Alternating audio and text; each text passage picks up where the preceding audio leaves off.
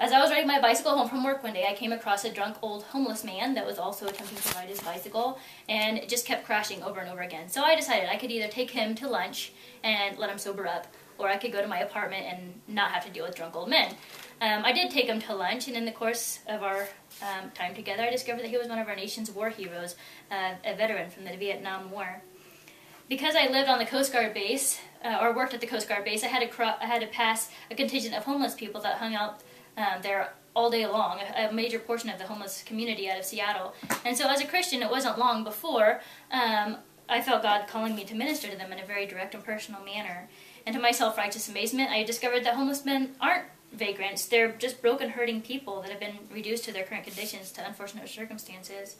The point of my speech is to point out how discrimination against the homeless has dehumanized them in the eyes of society, and how it's the responsibility of Christians to reverse that trend in society. I'll validate my position by mentioning specific cultural trends in society that are responsible for dehumanizing the homeless, provide facts that reveal the true identity of the homeless, and reveal the Christian obligation to reverse those trends. Augusto Davanzi wrote an article that compared how society relates to the homeless in both Japan and America. And in the course of that article, he stated that stigmatized individuals are not perceived by mainstream society as being completely human. He said that their undesirable differences make them appear malevolent, tainted, or morally deficient.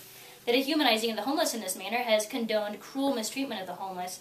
According to the National Coalition for the Homeless, crimes committed against the homeless included brutal attacks such as burning, slitting, stomping, strangling, and in some cases even beheading homeless persons. Davanzi blames two types of cultural trends for the dehumanizing of the homeless in this manner. One concept was the concept of purity versus pollution, and normal people versus stigmatized people in society.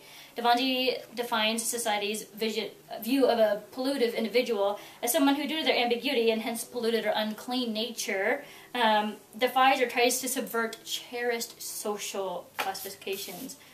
Davanzi quotes another study that relates to the stigmatized individual, saying that commonly marginalized individuals don't engage in doing anything wrong. They just simply don't fit into society. They don't have a place in society. So who are they? Who are the homeless? Research suggests that 71% of the homeless have fallen into their plight for reasons far beyond their control. According to the National Coalition for the Homeless, 26% of the homeless are mentally ill.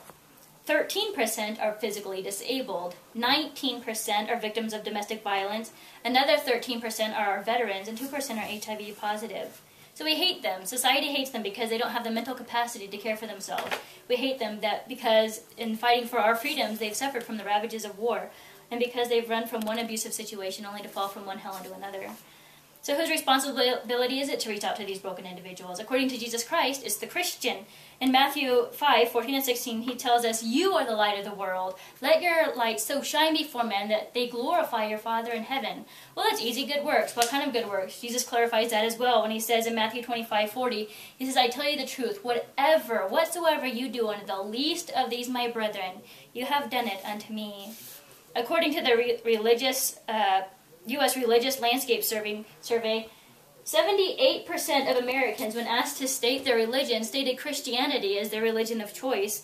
The National Law Center on Homelessness and Poverty placed 3 million, this little red section, 3 million Americans in the bracket of severe homelessness or severe poverty or homelessness, which equated for just over 1% of the Americans. This only leaves 22% of America that is neither homeless nor Christian.